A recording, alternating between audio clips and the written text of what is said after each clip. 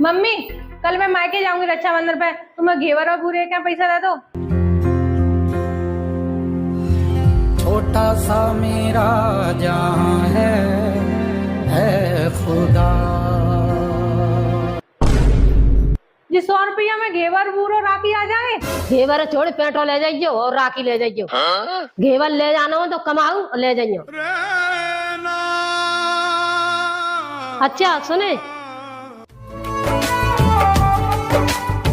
और ले पैसा ज्यादा खुश मत हो। कल हूँ जाऊंगा पे माय के 5 किलो बूरो ले आइयो, 2.5 किलो घेवर ले आइयो, बढ़िया घेवर ले आइयो, 700 से 800 रुपया किलो और बढ़िया ही राखी ले आइयो।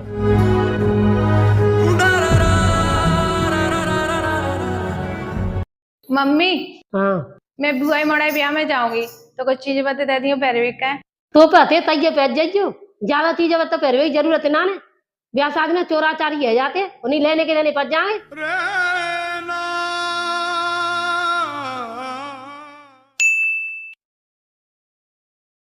ले चूड़ी और बता दे काका पहनना होता थे निकाल दूंगा। मेरे भतीजे को ब्याह हो अच्छे तरिया चलना गहने गुड़िया पहन के नहीं ताते 4 बजे देखे कि हाँ फलाने की बहू आज है। लाल निकाल के ला रही हूँ, सब चीजें बता तो अच्छी लगे सो पहन लीजिए। बहू बेटी तो चीजें बता ही पहन के अच्छी लगाते हैं। अब जल्दी तैयार रह जा, सिदौसी निकलना हो, मैं तैयार रह जाऊं। अपने मायके ले जाए क्या सब गहने गुड़िया दे उठी और मैं जा रही तो नहीं कछू। यार ये बता, ये सास और ननद में फर्क क्या होता है? सास और ननद में फर्क क्या होता है?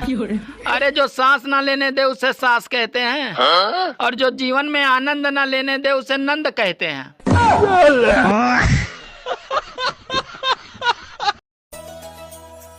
बहू जी माँ जी। अगर ओढ़ने के लिए कपड़ा कम पड़ गया हो तो मैं मंगा दूं तुम्हारे लिए। क्यों माँ जी? तुम क्या अपने घर में 1 मीटर का घूंघट लिए घूम रही हो? मैंने सोचा मेरे घर में बहू आ जाएगी तो घर की रौनक बढ़ जाएगी, लेकिन तुम तो घूंघट से ही नहीं निकल रही हो। वो माँ जी, मेरी मम्मी ने कहा था कि ससुराल में घूंघट डाल के ही घूमना। तुम्हारी माँ ने कुछ सोच के ही बोला होगा, लेकिन हमारे घर में ये घूंघट उंघट नहीं चलता। ठीक है माँ जी।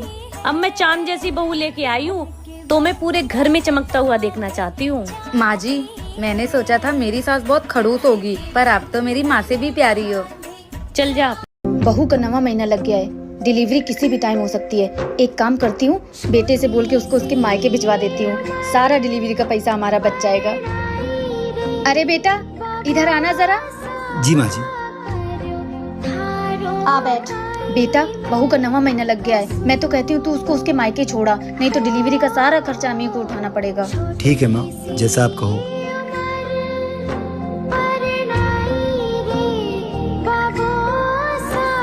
दीक्षा, अपने सारे कपड़े पैक कर लो और तैयार हो जाओ, मैं तुम्हें तुम्हारे मायके छोड़ देता हूँ। कैसी बात कर रहे हैं आप? मेरे घर वाले कितने गरीब हैं, वो मेरे डिलीवरी का खर्चा कैसे उठाएंगे? वो सब मुझे नहीं पता, तुझसे इतना बोला उतना कर। औलाद आप लोगों को चाहिए, वंश आप लोगों को आगे बढ़ाना है, और अगर लड़का हो गया तो आपके घर का नाम रोशन करेगा। फिर खर्चा मेरे मायके वाले क्यों उठाए भला? मुझे तो ये नहीं समझ आता कि आप लोग पैसों की वजह से और कितनी हद तक गिरेंगे। चलिए आप लोग ही बताइए, क्या मेरे माता पिता दहेज देने के बाद भी ये सब करें जो कि वो गरीब हैं?